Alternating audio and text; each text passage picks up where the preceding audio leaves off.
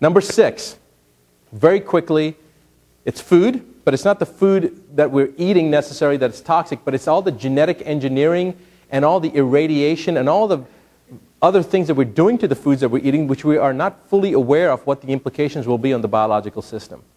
And so to put into our systems, you've heard that old saying, we are what we eat, right? Well, I mean, if we're irradiating our food, some people say it's not that big of a deal. Do we have a microwave in this building? No.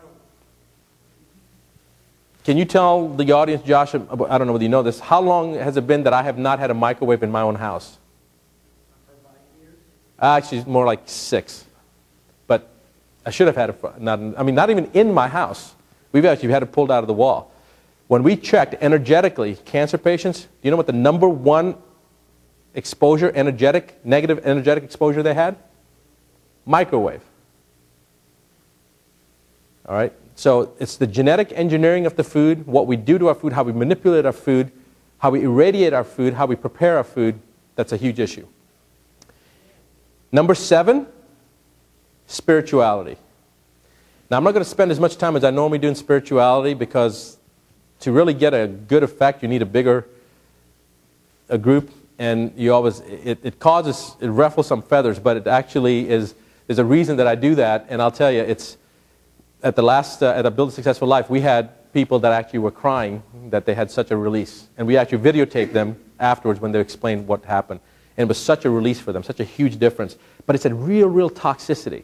So I'll just touch on it real quick, but I don't want to spend too much time on it. But how many people out of this group believe that the only way to get to heaven is by accepting Jesus Christ as your Lord and Savior, and if you don't, then you're going to die in the eternal flame of hell?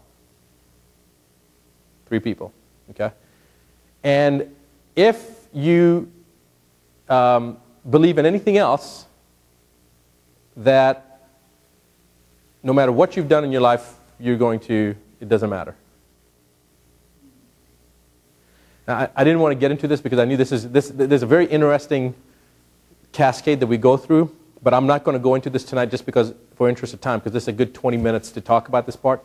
But spiritual toxicity is where you believe something so vehemently that you would send somebody else to this, in our illusion that we have created in our minds that we've been taught, to something else that is considered negative in our minds based upon what we've been taught.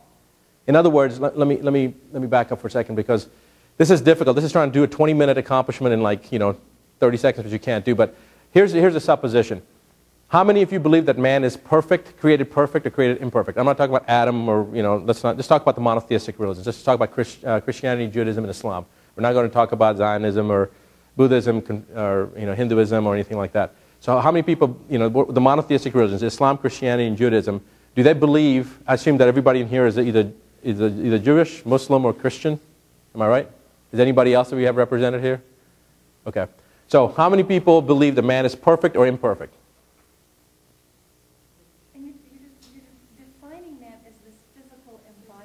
Yes, yes. Okay. So like in the Bible, yeah, or in the Quran, or whichever holy book, do they say the man is perfect or is he imperfect?